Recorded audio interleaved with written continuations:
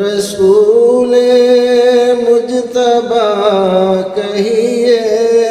محمد مصطفیٰ کہیے۔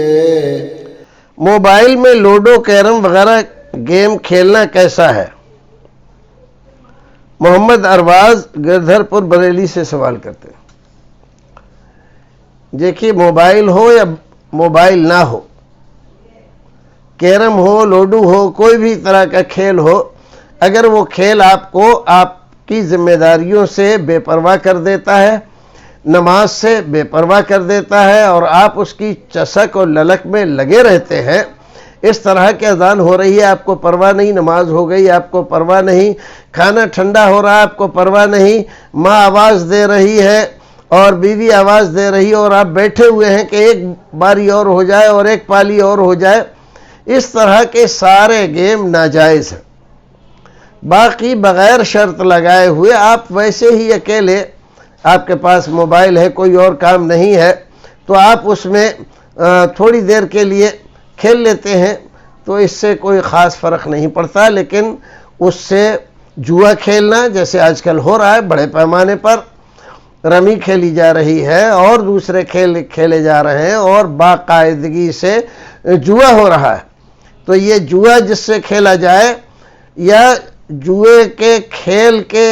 جتنے بھی ذریعے ہیں وہ تمام ہی سد ذرائع کے طور پر ناجائز ہیں، اور ان سے پرہیز کرنا، دور رہنا، یہی صحیح بات ہے۔ آپ کے پاس اگر وقت زائد ہے تو آپ ایسا کیوں نہیں کرتے کہ اس وقت میں آپ اپنے ضروری مسائل، دینی معلومات، سیرت کی کتاب، کوئی دینی کتاب یا حدیث کی کوئی کتاب، فقہ کی کوئی کتاب کیوں نہیں پڑھتے آپ؟ اگر آپ کے پاس وقت زیادہ ہے تو کتاب پڑھیے، اس سے آپ کی معلومات بھی بڑھے گی اور آپ کے علم میں اضافہ بھی ہوگا، آپ کا ذہن بھی بیدار ہوگا اور چست رہے گا۔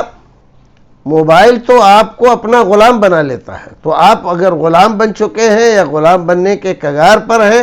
تو آپ اس سے اپنے آپ کو چھڑانے کی کوشش کریں اور اس سے بچیں، یہی آپ کے لیے بہتر راستہ ہے۔ باقی جائز ناجائز کے پھیر و چکر میں پڑھ کر یا مولویوں کے فتووں کے چکر میں پڑھ کر اگر آپ موبائل کی غلامی اور اس کے سحر و جادو کی طرف